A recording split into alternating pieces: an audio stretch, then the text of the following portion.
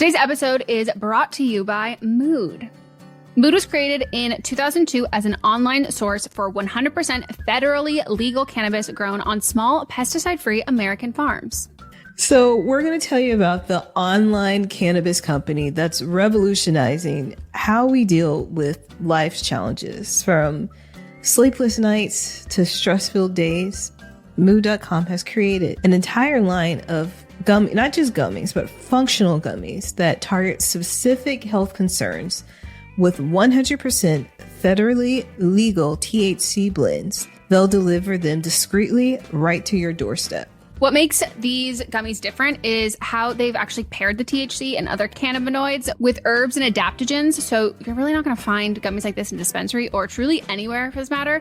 The one that is by far the most intriguing to me, which I think it'll be for Melissa, is the PMS one. Most definitely. I have cramps. I have discomfort where my head is hurting. I also have, my mood is all over the place when I'm PMSing. So this is there to help for the difficult times in your difficult cycles. And I am so excited to try the PMS Support THC gummies. And you can get 20% off your first order at mood.com with promo code BLAME. And they literally have gummies for truly everything. Immune support, menopause relief, PMS symptoms, mental clarity, schmexual arousal. And each one is crafted Schmexual? Yeah, schmexual. What's schmexual? Why are you whispering? We're adults here. We are adults here. If you're an adult, enjoy your weed and your sex. Best of all, not only does Mood stand behind everything with an industry-leading 100-day satisfaction guarantee, but as we mentioned, listeners get 20% off their first order with code BLAME. So head to mood.com, browse their amazing selection of functional gummies, and find the perfect gummy for whatever you're dealing with. And remember to use code BLAME at checkout to save 20% on your first order. This episode is brought to you by Progressive Insurance. Fiscally responsible, financial geniuses, monetary magicians. These are things people say about drivers who switch their car insurance to Progressive and save hundreds. Visit progressive.com to see if you could save. Progressive Casualty Insurance Company and Affiliates. Potential savings will vary, not available in all states or situations. Hey all, I'm Jamie Lynn Sigler, a mom, actor, and advocate. I know how overwhelming it can be trying to decide which treatment is right for you. I've been there. But you should know you're not alone. You can do this.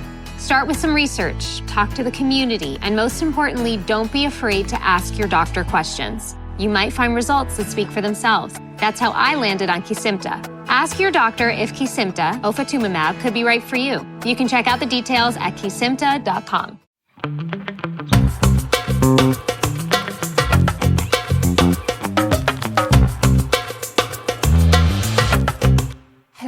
Hello. Hello. How are you doing? I'm doing. I'm living my life, and I'm so ready to talk about. I'm actually really not ready to talk about. I don't even know how to start this episode. I'm so nervous, Melissa. Why don't we just kick it off with what the show is? This is a show where we give you wonderful, amazing, life-changing advice. And sometimes we give you the tough love advice. And sometimes those people run and hide in the shadows. And other times those people say, I can take it. Hit me, baby, one more time. And then they come back with something else. And then we are like, okay, let's try a tougher version of that love. And we do. And they say, I can handle it. And they come back for a third round and they can handle it. And I'm going to tell you right now, I don't know that I can handle it. Can you handle it? Michelle, can you handle this? No. Baby with you. So if you don't know what we're talking about, that's fair. But I think if you're up to date on our episodes, you know the most recent thing that traumatized us? Yeah. There's something, something's in the water. Something's a brewing.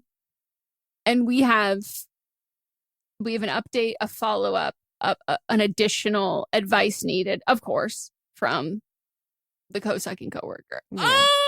But how do you participate with this show? The phone number is 310-694-0976. And you can leave us a voicemail there. You can email us a voice memo to meghanpodcast@gmail.com. You can send us a DM over on our Instagram, which is listed in the show notes. And what's also listed in the show notes and over on our socials is a form that you can fill out that has all of those ways you can be on the show and tell us what you need some advice on. And you have to be 18 or over. And we also need to know how old you are. The rest of it, well, not the rest of it. Like, tell us actually like the things that are happening in your life that you need help with. But it's anonymous. So there's no name. You can use a voice changer if you want. Use fake names. But we do need all relevant details. Otherwise, we might come to a conclusion that is like, we want to be helpful. Like, so if you don't give us all of the details, we might come to a conclusion that you're like, oh, I already thought about that. I can't do that because of X, Y, and Z. Tell us that. Tell us that ahead of time. We love to have, like, structure it like an essay, even though you have 3 minutes to do it and you only have 300 words if you're writing it down. And I mean, structure it like an essay. Give us your thesis, give us your examples, and give us at the end your conclusion. What are you asking? What do you need help with? Tell us if you're sensitive, and we want to help you out. And we're pretty freaking good at this. If you love this show or you're brand new here and you're like, I'm kind of starting to like this vibe and you want more of us, don't worry. You don't have to wait a whole week. We do lots of other shows. We come out with brand new podcasts 4 days out of the week. The only day you don't get us is Wednesday. And that's okay. Wednesdays you use to catch up. Listen to an old episode. But we have another podcast called What Am I Wrong? Where we tell other people when they're wrong. We have See You Next Tuesday, where we read the results from the voting from that episode. You can learn all about that on those episodes. And we also have Fisting Friday. Do you have questions about why it's named that? So do we. We did name it that. It was a temporary placeholder, and it got stuck in the brain. It was a little brain worm. And that is where we just like catch up and talk and hang out. And it's a grand time. We also have a Patreon where you can watch the video versions of all of the podcasts. You can also listen ad-free there. And we do live streams twice a month. We can all hang out, make new friends. Lots of people from like quite literally all over the world. So if you are in like a transition period of your life, you've moved somewhere new, like you can hang out, and that can be like your social thing is like doing the live streams. That's like my biggest social interactions. But it can also lead to real life social interactions. You can make friends who quite literally live near you. All right. Should we jump in, Megan? I think we should. Okay. I'm the co-sucker, and I have an update, rather a question. After all the events transpired, me and my coworker that we took, Sally, I think I named her, we stayed friends. We've been good this whole time. Her and her baby daddy have not been in the best of terms and arguing a lot, doing that whole thing of deciding if they want to be together or not. He moved out, and they ended up getting pregnant. So she's currently pregnant with their fourth child. They just had a very serious talk, and his non-negotiable for them to start their relationship back up is for me not to be in her life at all. Like, to completely, like, she can't talk to me anymore. And I feel like that's a justified thing. But, like, I just want advice on, like, the situation, because, like, clearly I shouldn't be upset. And honestly, I'm surprised it took this long for it to happen. But I just kind of want to know, like, how do I, because, like, when she told me today, I kind of froze and wasn't really, not really receptive, but I just didn't really want to hear anything after she told me, because I could kind of tell where the conversation was going. But it's just kind of like, what do I say? What do I say to her? Like, okay, yeah, you, like, let me go, or I don't know. I'm kind of confused. But, anything you guys have to add to the situation, or any people that can call in and yell at me again, I would love. Thank you. I'm addicted to self-awareness. I have questions. My first one is, were you two still sexually active together? My second question is, do you still work at the same place? And my third is the man who was I don't know, you technically were the third because you were the lookout. Is the man that was involved with all this still in the picture? Maybe we need to do a quick little update in case this is someone's first time listening. So the caller first called in because they work at a cell phone place, which we didn't find out till the second call, I believe. And their coworker, Sally, who's the one that they're talking about here, wanted to like hook up with their manager. And after going to see Wicked, they decided that the caller here was going to be the lookout while Sally was sucking the manager off, but he had strict boundaries where he claimed to be in an open relationship and he couldn't touch, suck, lick, fuck anything. He could just be sucked himself. He could receive it all. And then after the first time, I believe, or some time had passed, then our caller here joined in.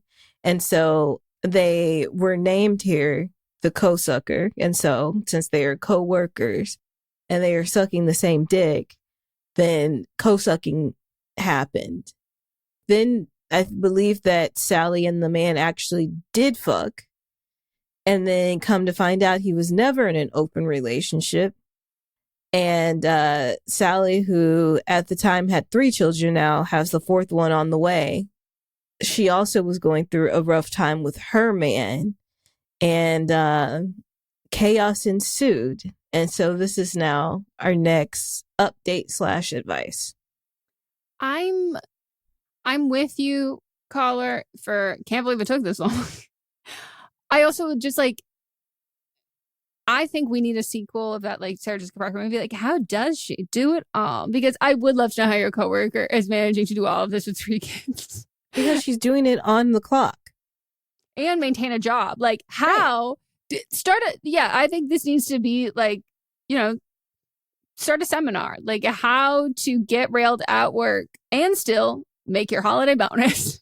It is low-key impressive. Being bone. I put the bone in bonus.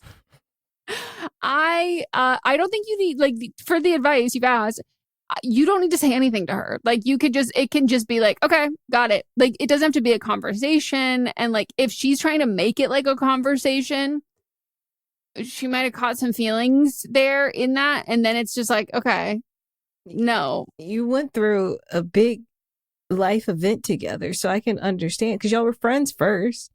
You went to see Wicked together. It inspired you to be a homewrecker because of the 2 stars. So I that's why I wonder if y'all still work together, because it would make your work situation a little difficult, but those might be the boundaries that you need.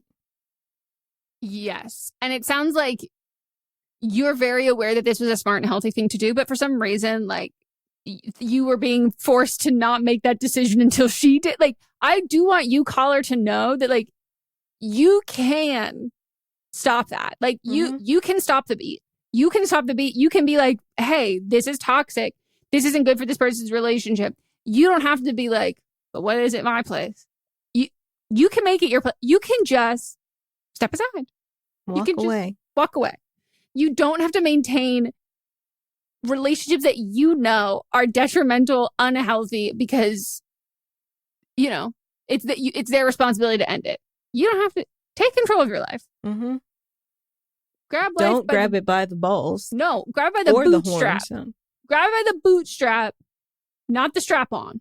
And I'll never forget about how this is. We were worried about how do you fuck when you have your brother as a roommate, and I'm oh yeah, that was the initial call. So you took it to work. Yeah, and I'm are we partially to blame that we were No, because we said that, have your time. Turn up the TV. That's what some people were saying. Turn up the TV in your room. Let them know. Not only did we give them advice about how to fuck at home, but so did other listeners. But I will say that I always know where you're calling, because it did save your number in our Google Voice. And it's saved under you could do that. Co-sucker, co-worker. Oh my God. That's a fun little thing to pop up when you got a ring a ding ding. Guess who's calling? And I've said this before. I'll say it again. I am so addicted to the nonchalantness of your voice and your tone when you talk about things.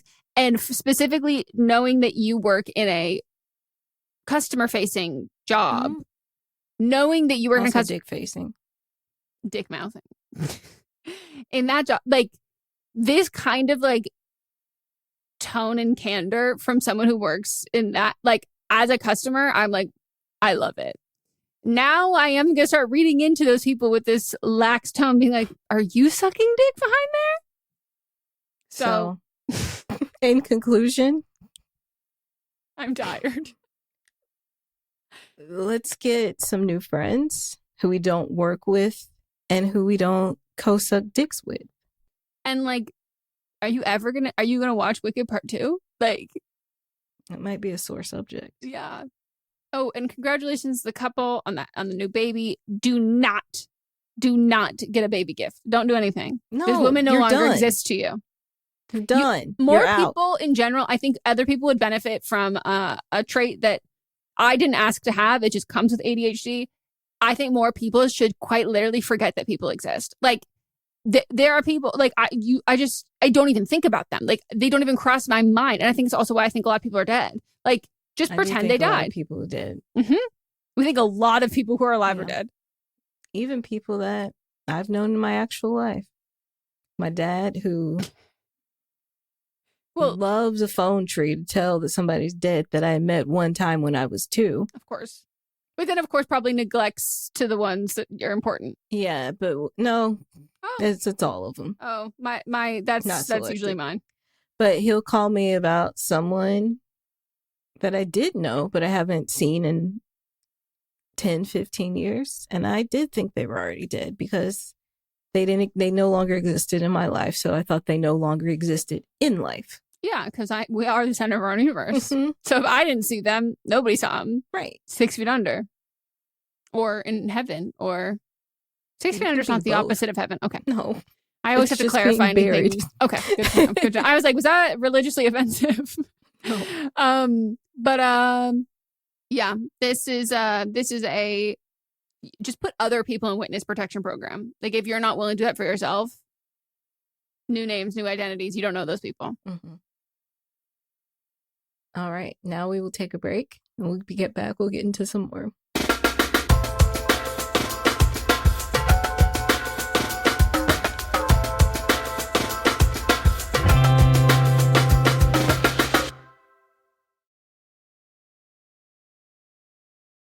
Is the state of the U.S. making you want to escape? Yes.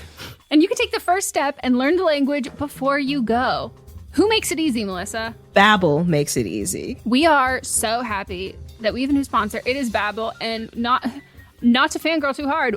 We begged Babbel. We said, Babbel, Babbel, we need you. Our audience wants you and needs you and asked us, hey, who do you guys recommend for languages? And we're happy to say, it's Babbel. Not only do sometimes I want to escape, but I also want to stay here and talk to the people here on the ground, especially in our state of California. So I want to brush up and make my Spanish stronger. I took Spanish throughout school. I took Spanish and French, but I really, really need to strengthen my Spanish. What about you? Spanish is the language that I grew up in California. So like that is like you said, like from the time that I could talk, like the names of different streets. It was so like ingrained, handcrafted by over 200 language experts. Yeah, they are voiced by real native speakers. Real people. Oh, and they're built with science-backed cognitive tools like spaced repetition and interactive features to fit any learning style. I'm a big fan of Babbel games. This girl loves a game. We both love games. And like the sentence building stuff. So having it be in like a game format makes me feel, it doesn't make me feel like I'm learning. It doesn't make me feel like I'm being scolded in school. I'm just like learning something new, but I'm mostly playing a game. We want you to learn another language. So we're teaming up with Babbel to give you 55% off subscriptions, but only for our listeners at babbel.com/don'tblameme. Get up to 55% off at babbel.com/don'tblameme, spelled BABBEL.com/don'tblameme. Babbel.com/don'tblameme. Rules and restrictions may apply. Fresh air, sunshine, and good food. That's what spring is all about. See how I didn't include spring cleaning in there? That's not my favorite. But one of our favorites is HelloFresh. We love HelloFresh. They make it easier to fit quick, home-cooked meals into your schedule every single week by curating delicious recipes. Like they have a pasta primavera, chicken Dijon, and pecan-crusted trout. Okay, fancy. As well as over 100 seasonal snacks, sides, and treats. In 2025, they're evolving to fit every lifestyle by bringing customers even more convenience. And you know, we love convenience here. All without compromising on taste or the homemade quality. They've got new ready-made meals, which offer chef-crafted flavorful dishes that are ready in just, drumroll please, 3 minutes. Every HelloFresh meal uses high-quality ingredients, including seasonal fresh produce and proteins that travel from farm to your doorstep. Plus, the deliveries are super flexible, so you can pause or skip when you need. We have been huge fans of HelloFresh here for so long. You already know that. We love them. I have made so many delicious things. We recently had like a pork mushu lettuce wrap. Oh, when I tell you, it might be going in my personal HelloFresh Hall of Fame. Feel great with meals that fit your spring schedule and make this season even more delicious. Go to HelloFresh.com/blameme10fm to get 10 free meals with a free item for life. 1 per box with active subscription. Free meals applied as discount on first box. New subscribers only. Varies by plan. If you've ever shopped online, and let's face it, who hasn't? Chances are you've bought something from a business powered by Shopify. You know that purple Shop Pay button you see at checkout? The one that makes buying so incredibly easy? That's Shopify. And there's a reason so many businesses sell with it, because Shopify makes things easier, and not just for shoppers. They make it easy to start and run your business. Shopify is the commerce platform behind 10% of all e-commerce in the US, from household names like Mattel and Gymshark to brands just getting started. It gives you a leg up from day dot with hundreds of beautiful ready-to-go templates to express your brand style so you can get up and running fast.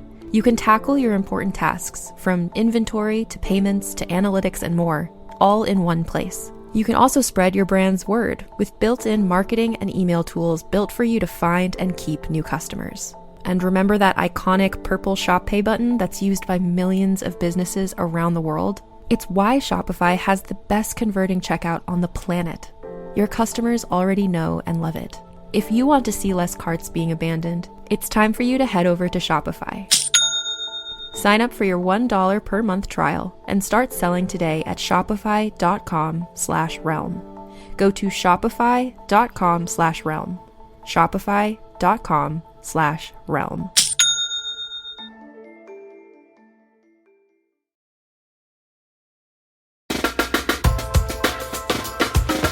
We are back from our break, and it is time to get into the next.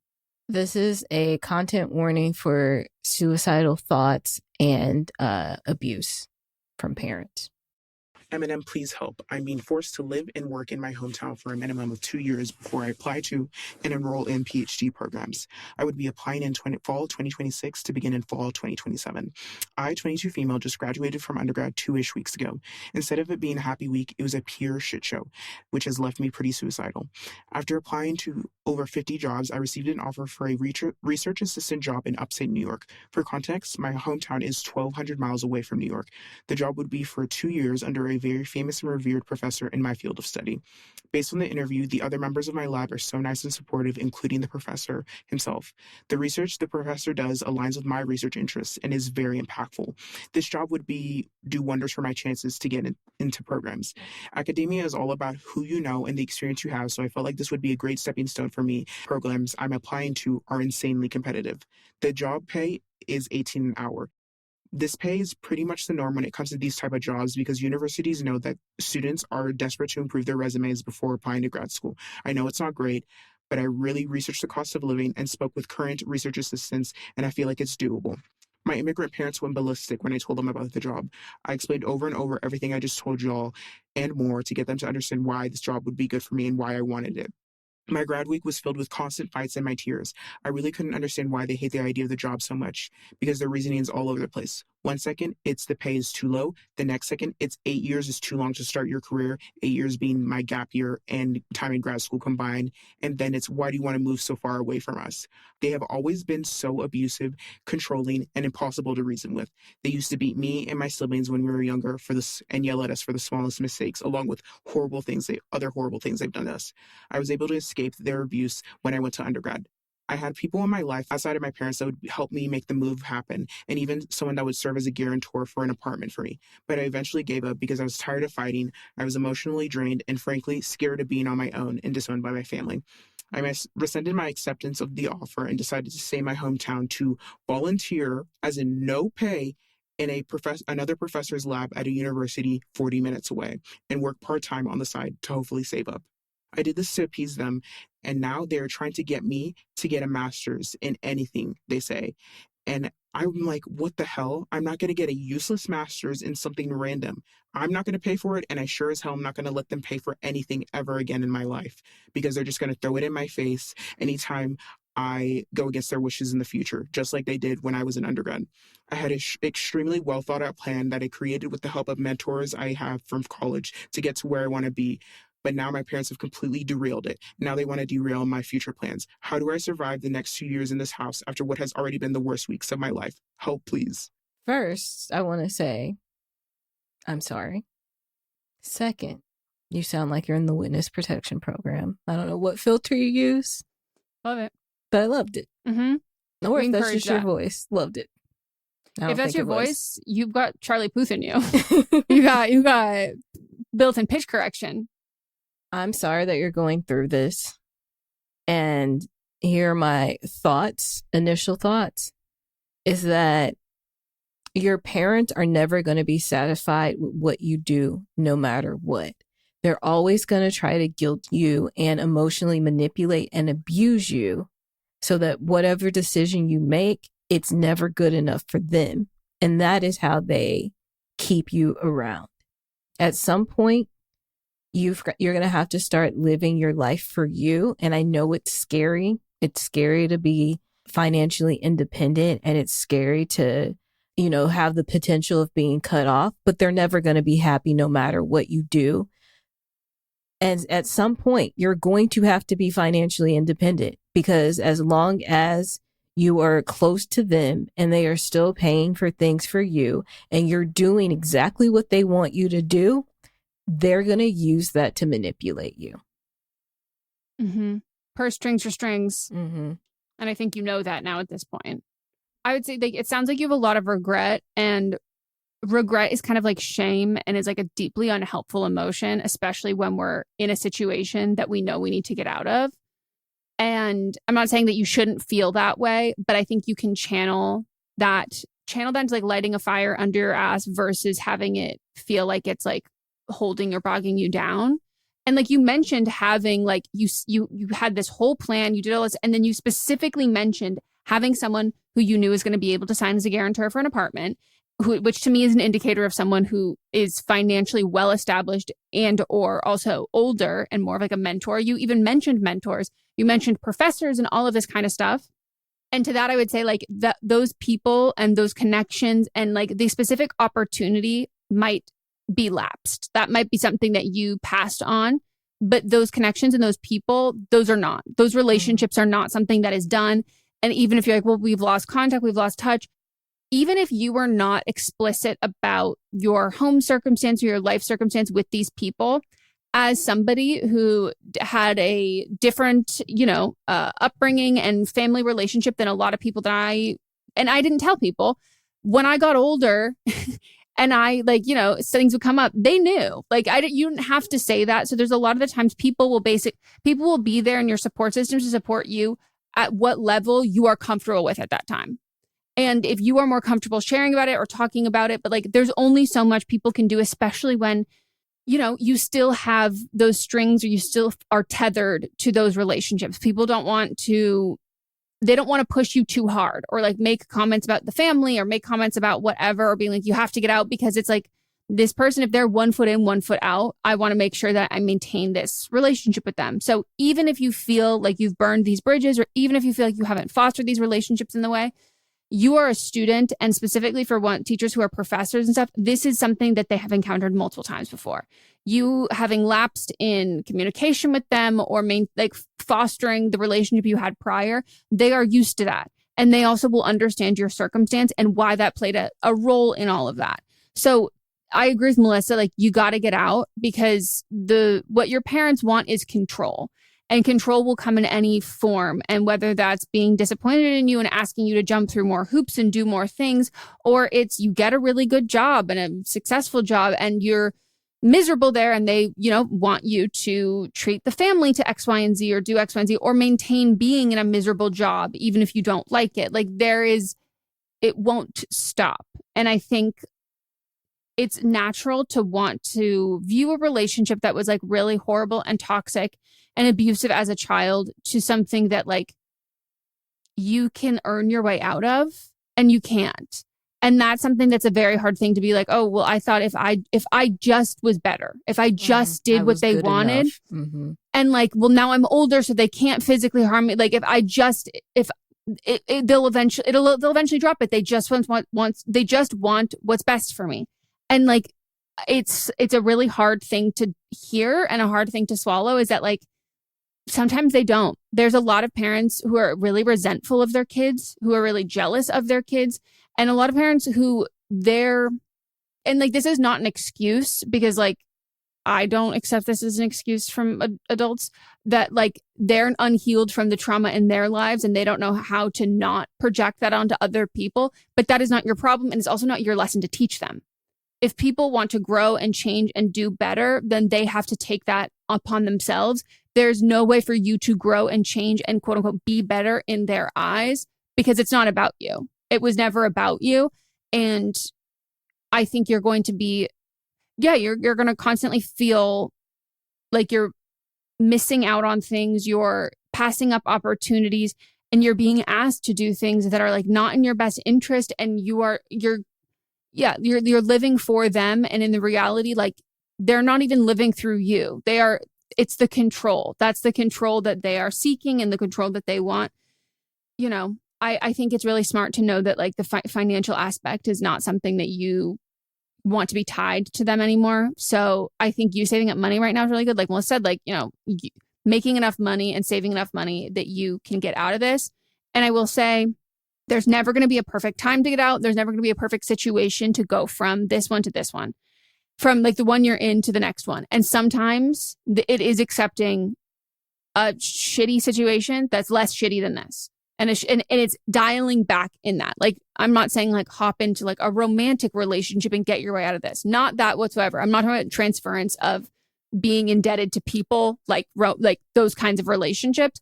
But like living in a really fucking shitty apartment that you really don't like, having like 6 roommates, certain things that I think in general, as always, my advice to people who are severing ties with specifically family members who are very toxic and realizing that is you need time and you need distance. And the more that you can get that, the easier everything else becomes because you realize that how hard it is to like live on your own, how hard it is to pay for all that stuff truly is not as hard as it is to be in their presence. It's not as hard as it is to maintain and be in those relationships, but you can never know that until you have again that time and that space. And those people know that. So they want to make sure they don't give you that time and they don't give you that space because any amount of that independence proves to you that you don't need them and they need you to feel like you really fucking need them. Yeah. And also at the end of the day, you got into this program, you got into this prestige program with this world-renowned professor. That means that you have the skills to do this again if you need to. Your parents can't take that away from you. You have and will always have those skills. And I would follow up and be like, the next time the program comes up, I'd follow up and reapply and just say that, like, when you do your essay, be honest about who you are and how important this is to you and why you had to say no before and how you've grown from this experience. And I guarantee you'll get in again. Without a doubt. And I think like it can be really easy to think that nobody else has been through this and that like people who have come from certain backgrounds of like really like controlling and abusive homes, oftentimes we only see those as like sad stories or survivor stories. Like I promise you, someone reading that essay has either been through that or knows someone who's been through that. Like there are so many people who are so successful and in positions that you are trying to get to who have come up and come through and overcome the same sort of things. And being open and honest about that is it's not like trauma dumping. It's like, it's none of that. Like, it's explaining your circumstance and your situation. And it also gives people an opportunity to help someone out or give someone an opportunity that they know they're so deserving of. And that it's like getting them out of a situation like that is something that is like, it's universal. Like, that's like, there's people who applied even undergrad in those stories and that stuff. It's like, you deserve a shot, and you don't just deserve one shot. Like, you deserve a second chance. You deserve a third chance. Like, you deserve all of this, and you're going to get out of it. And it might not be that job they might not have an opening after that. But if you email them, someone who reads that might be like, hey, we don't have this, but I know this other place that does. Like, the best thing that you can do is expand that community and be honest with these people so they can help you out, because I promise you they want to. You just have to let people know that you need help, and they will help. Right. I see big things for you. I can't wait to hear about the great things that you're going to do in this world. And even like you explaining how you went about like having a grantor and like doing all the research. That shows exactly how good you're a researcher you are.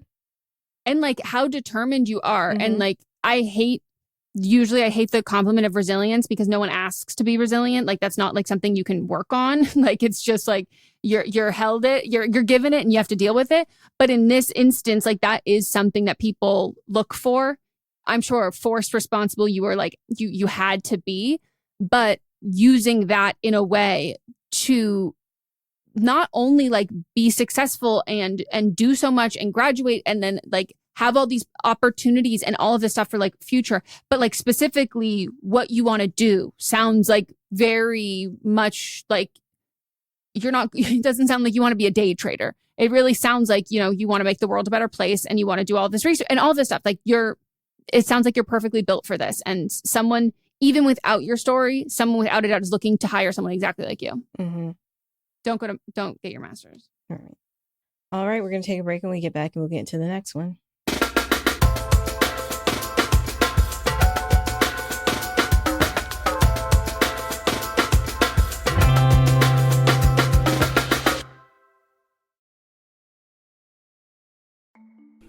I love a multi-use beauty product, like an eye/cheek/lipstick. It makes a full face so much easier, plus you only need to bring one product along for touch-ups. And whether you're all about simple mascara and gloss, or you love to play with bold shapes and colors, you gotta have that trusty favorite you turn to for every look. Thrive Cosmetics makes certified 100% vegan and cruelty-free products you can depend on for everything from simple daily wear to show-stopping self-expression. And it's all made with clean, skin-loving ingredients, high-performance and trademarked formulas, and uncompromising standards. And Thrive Cosmetics is beauty that gives back. For every product purchased, they make a donation towards 8 major causes, including social justice organizations and those impacted by cancer and homelessness. It feels good knowing that when I purchase a product, I'm also able to give back to causes that matter to me. And one product I love from Thrive Cosmetics is the Brilliant Eye Brightener. Like I said, I love a product that can have multiple uses, and the Brilliant Eye Brightener is just that. It's an eyeshadow and highlighter stick that's super blendable, and I'm slowly but surely stocking up on the 31 shades that it comes in. Try your new trusty favorites with an exclusive set for our listeners. New customers can get the Liquid Lash Extensions Mascara and a mini-sized Brilliant Eye Brightener at a special set price with free shipping available at thrivecosmetics.com/thrive. Or save more with 20% off your first order at thrivecosmetics.com/thrive. That's Thrive Cosmetics, CAUSEMETICS.com/thrive for 20% off your first order. Are you looking for a movie review show where the critic is at the top of his or her game, meticulously breaking down and explaining exactly why a film does or does not work? Well, good luck with the search, because we're having fun here on Adam Does Movies. Each and every week, I hit the big blockbusters, I cover the streamers, and I even toss in some movie news for fun. Check out the show on Spotify, on Apple Podcasts, on YouTube, and hopefully, we can do movies together. Hot. How does weather work? What's the secret to having a great conversation? How do most wealthy people get that way? These are just a few of the topics we've recently covered on my podcast, Something You Should Know. Each episode covers multiple topics that are likely relevant to you. I'm the host, Mike Carruthers, and listen, we've got over 1,000 episodes, over 4,000 mostly 5-star reviews. I invite you to check out Something You Should Know, wherever you listen.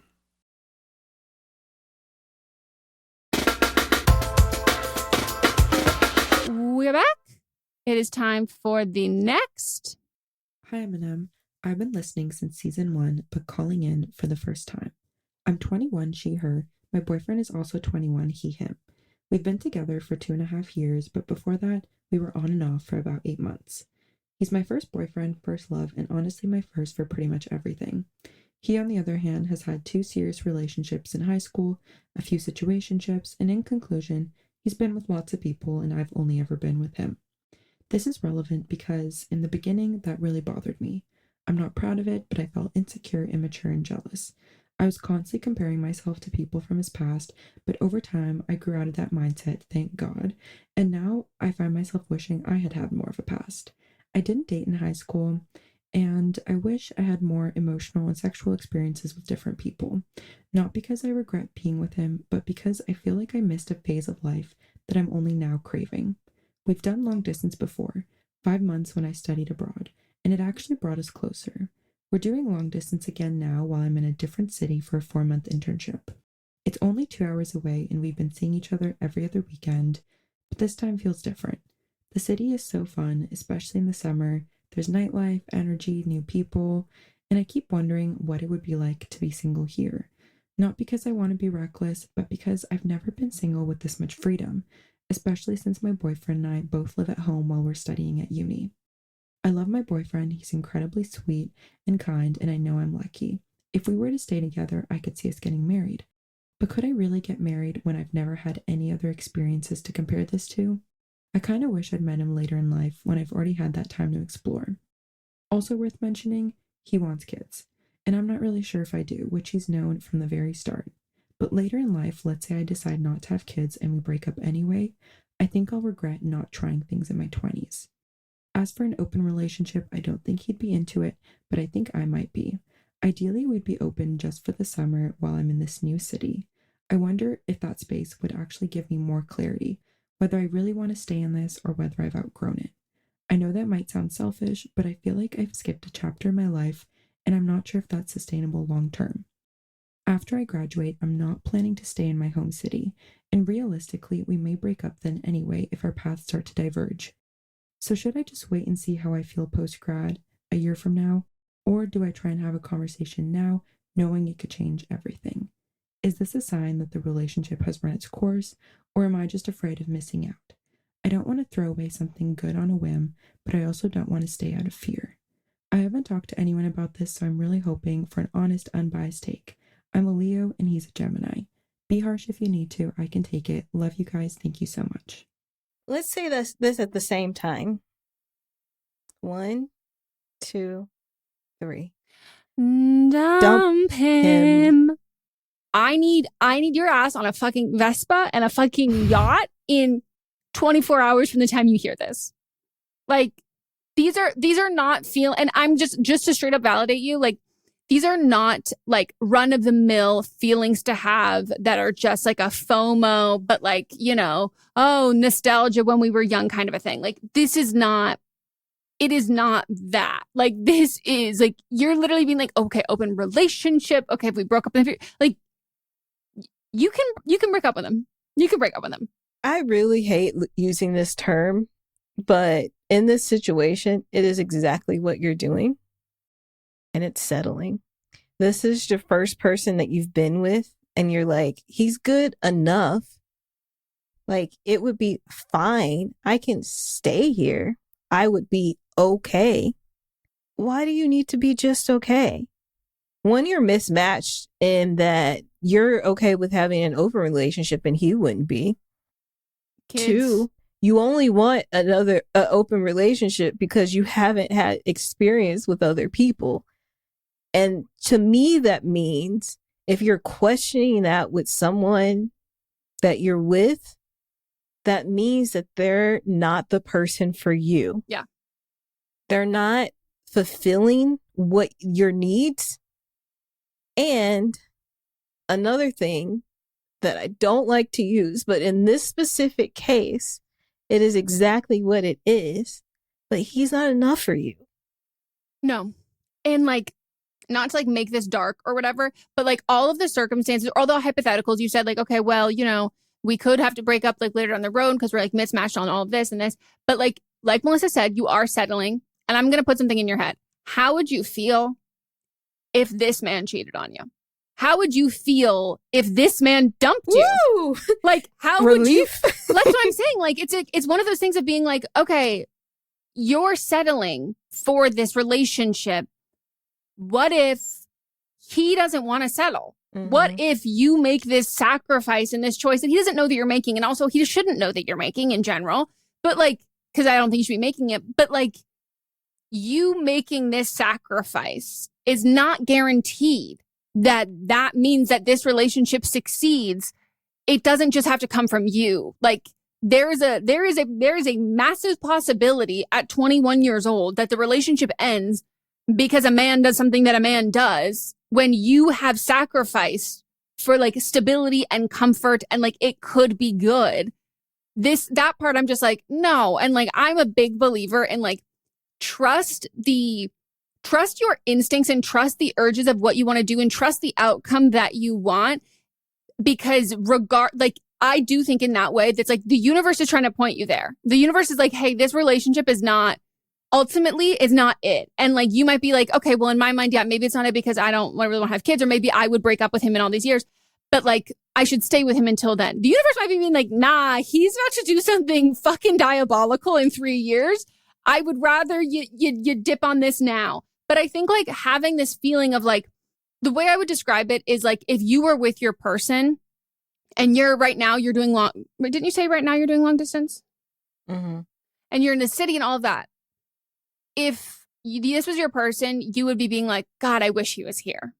I can't wait to see him. And like, oh my God, I wish we were doing this together. God, he would love, like, versus being like, I wonder what it would like to be single here. I wonder what it'd be like to be with someone else.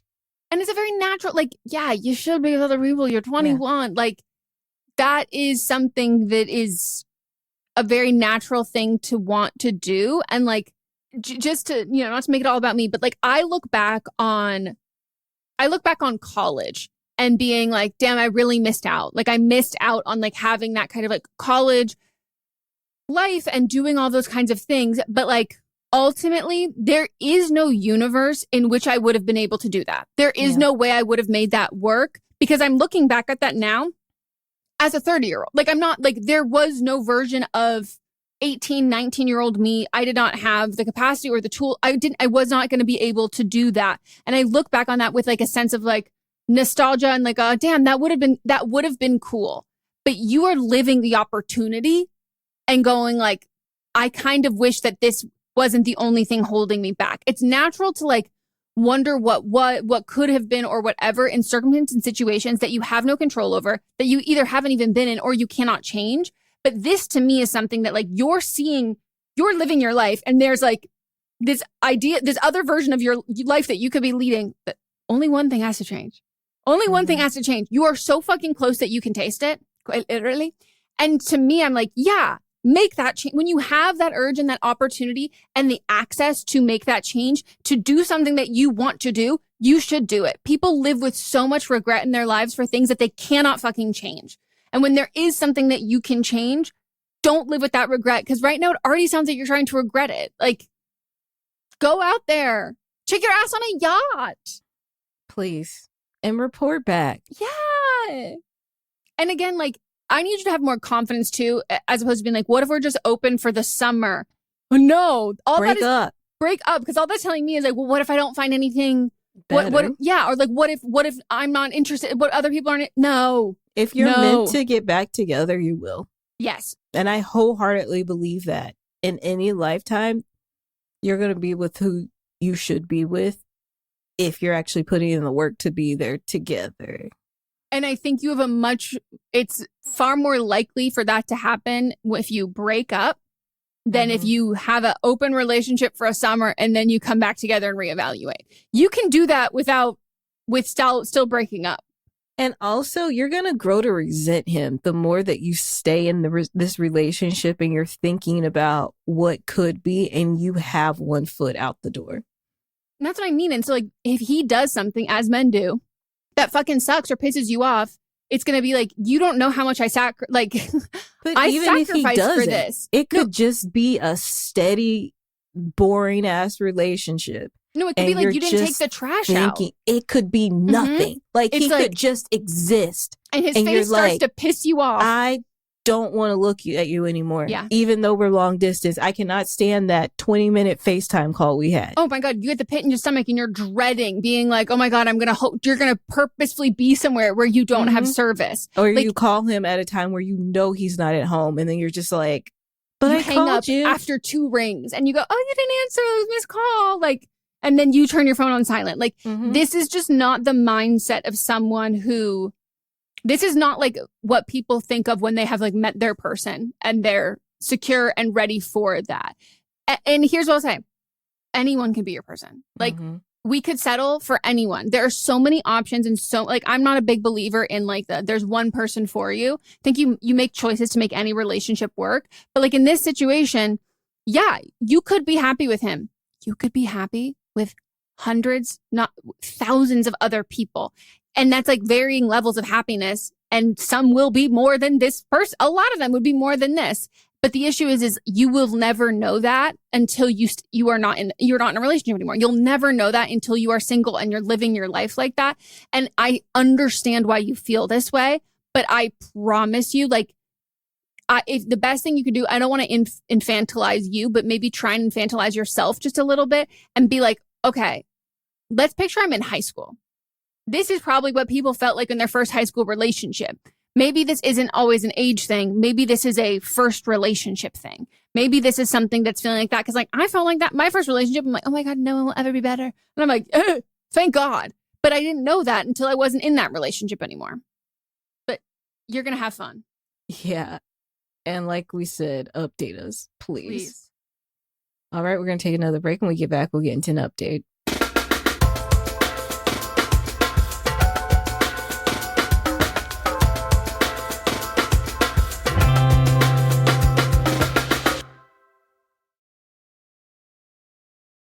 My name is Troy LaValle, and I'm the host of the Glass Cannon Podcast. This is a podcast where my friends and I sit around and play role-playing games and record it. Through improvisation, using comedy and drama, we take the rules of whatever game we're playing and we turn it into appointment television. It truly is infectious fun. We travel the whole country playing rock clubs, turning games like this into a spectator sport. So please, check it out, the Glass Cannon Podcast. If you want some joy in your life, give it a listen. Hey, it's Hillary Frank from The Longest Shortest Time, an award-winning podcast about parenthood and reproductive health. We talk about things like sex ed, birth control, pregnancy, bodily autonomy, and, of course, kids of all ages. But you don't have to be a parent to listen.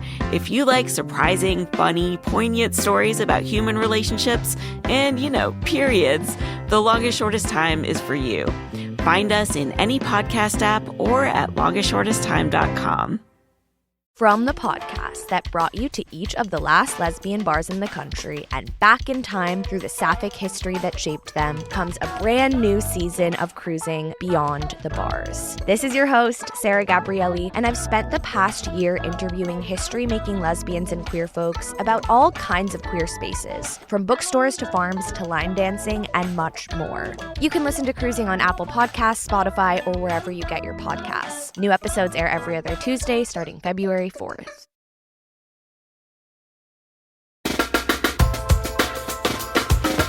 We're back. Time for the update, and I will read it out for you. This is an update for this week's episode of Don't Blame Me, Legally Petty. I am the writer with the shitty landlord.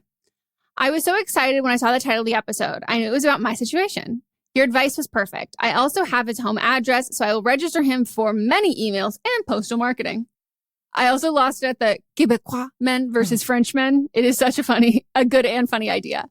Unlike Meghan's shitty landlord, mine is pretty stupid and posts our apartment on Facebook, raise the rent to $2,000, and advertise things that we don't have in the apartment.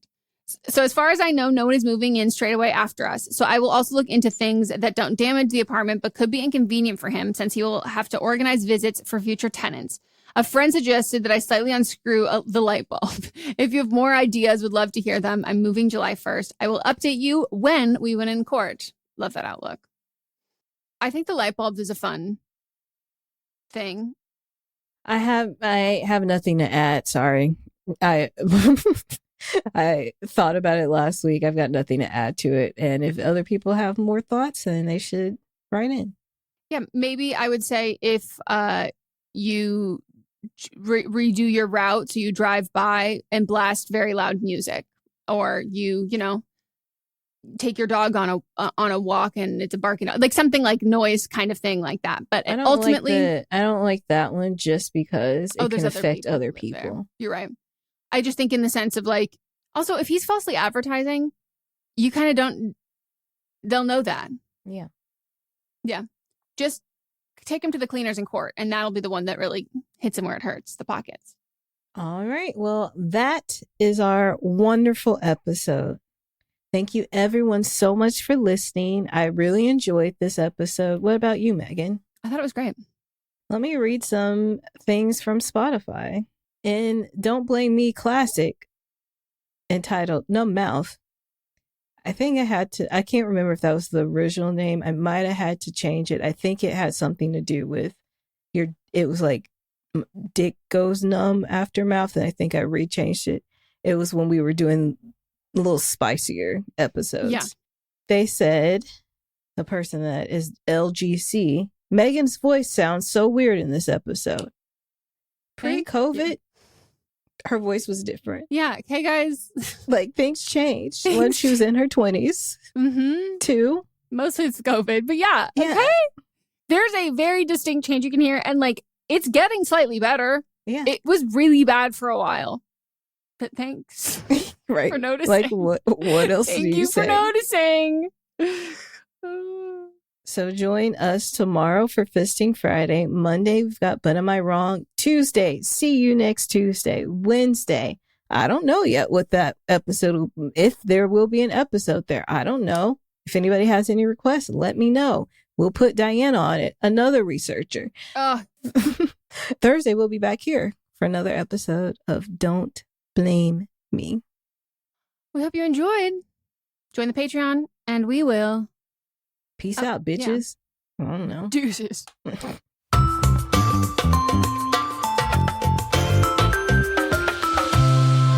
This is a Sister Sign production hosted by me, Megan Rinks. And me, Melissa D. Montz, plus Diamond Imprint Productions. Post-production by Coco Lorenz. Production assistance by Melanie D. Watson. And music by Ryan Hunter and Giacomo Picasso. Are you looking for a movie review show where the critic is at the top of his or her game, meticulously breaking down and explaining exactly why a film does or does not work? Well, good luck with the search, because we're having fun here on Adam Does Movies. I talk to you like we just got done seeing a movie together, giving you the pros and cons, and I'm digging in the trenches, in the mud and muck, on streaming services, telling you which films are worth your time. Each and every week, I hit the big blockbusters, I cover the streamers, and I even toss in some movie news for fun. Because this show is Adam Does Movies. I'm obviously Adam, I probably should have led with that, but perhaps I have led you to check out the show on Spotify, on Apple Podcasts, on YouTube, and hopefully we can do movies together. Hot.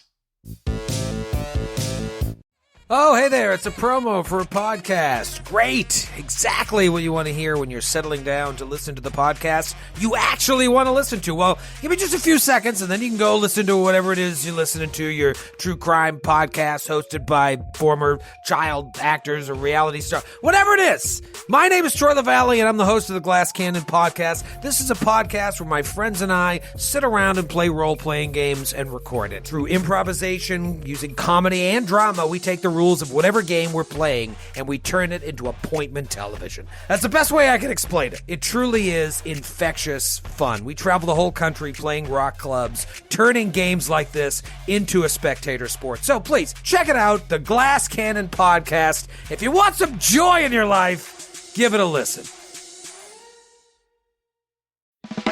Hey, it's Hillary Frank from The Longest Shortest Time, an award-winning podcast about parenthood and reproductive health. There is so much going on right now in the world of reproductive health, and we're covering it all. Birth control, pregnancy, gender, bodily autonomy, menopause, consent, sperm, so many stories about sperm, and of course the joys and absurdities of raising kids of all ages. If you're new to the show, check out an episode called The Staircase. It's a personal story of mine about trying to get my kids' school to teach sex ed. Spoiler, I get it to happen, but not at all in the way that I wanted. We also talk to plenty of non-parents, so you don't have to be a parent to listen. If you like surprising, funny, poignant stories about human relationships and, periods, The Longest Shortest Time is for you. Find us in any podcast app or at longestshortesttime.com.